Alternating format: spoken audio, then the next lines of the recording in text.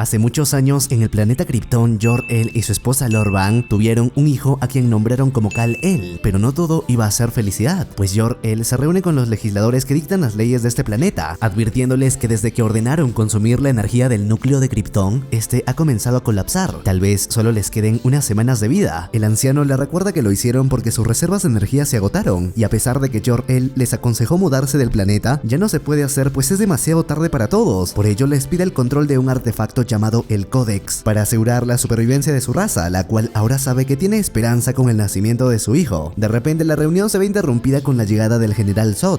Luego de matar a la legisladora, expresa que está dando un golpe de estado pues está harto de los eternos debates de los ancianos, echándoles la culpa de la perdición del planeta Krypton. Zod le ofrece a Jor-El unírsele para erradicar las líneas sanguíneas que cree que fueron también culpables, pero él no está de acuerdo, así que lo rechaza y es arrestado. Antes de que se lo lleven, gracias a una inteligencia artificial propiedad de Jor-El, utiliza telepatía para ordenarle atacar a los soldados. Así obtiene una abertura para derribar a cada uno de los presentes. Enseguida se contacta con Lara para decirle que prepare el lanzamiento de su hijo. Al salir, observa con sus propios ojos cómo Krypton ha entrado en una guerra civil. Sin ninguna nave disponible, decide llamar a su criatura alada con la cual atraviesa el área de conflicto, llegando hasta las cámaras del Génesis. Estas aguas se llaman así porque es aquí donde se gestan los kryptonianos. Ahí Jor-El nada hasta la cámara que resguarda el Códex, el cual resulta ser el cráneo de un kryptoniano que perteneció a algún antepasado y que alberga toda la información genética de todas las líneas de sangre de Krypton. Pronto es descubierto, así que comienza a ser perseguido mientras intenta alejarse. Gracias a su suerte logra llegar a su casa. Aquí Lara le revela que ha encontrado un nuevo mundo que alberga vida tratándose de nuestro planeta la Tierra. Al ver su estrella, Jor-El comprende que las células de su hijo absorberán su radiación, transformándolo en un dios para sus habitantes. En medio de esto, la inteligencia artificial les advierte que 5 naves de ataque se aproximan. Entonces Lara y Jor-El se apresuran y se despiden de su hijo, no sin antes fusionar el Códex en las células de Kal-El. Así preparan la nave para el despegue, dejándole una llave de mando que será importante después. Justo llega Zod y sus soldados, que de inmediato detectan los preparativos de lanzamiento. Zod le ofrece a Jor-El perdonarle la vida a cambio del Códex, pero él le revela que por primera vez en miles de años, él y Lara tuvieron un hijo que será libre de forjar su propio destino. Zod se enfada pues aquello representa la herejía en su mundo donde cada uno nace predeterminado para algo, así que ordena destruir la nave, pero Jor-El mata a sus soldados antes de que disparen. Proceden a luchar y aunque al principio parece igualado, vemos que Jor-El es muy superior y pronto lo somete. Desde el suelo, Zod le implora a Lara abortar el lanzamiento por el bien de Krypton, pero ella lo ignora. Al ver esto, Zod apuñala sin aviso a Jor-El, matándolo en el acto. Sin más opciones, ordena derribar la nave. Sin embargo, las naves de ataque son destruidas por el ejército del Consejo. Así consiguen detener el intento de golpe de estado. Los legisladores sentencian a Zod y sus hombres a pasar 300 ciclos de acondicionamiento somático en un hoyo negro, en la zona fantasma. Como últimas palabras, Zod le promete a Lara que una vez que sea libre encontrará a su hijo y lo asesinará. Dicho esto, él y sus hombres son congelados y exiliados lejos de Krypton a través de un agujero de gusano. Más tarde vemos cómo Lara se da cuenta que Jor-El tenía razón, pues frente a sus ojos el núcleo de su planeta implosiona, destruyendo su mundo con ellos dentro. Al mismo tiempo, la nave del pequeño Kal-El llega al sistema solar y pronto ingresa a la Tierra. ¿Ahora será un dios inmortal? Así empieza Man of Steel.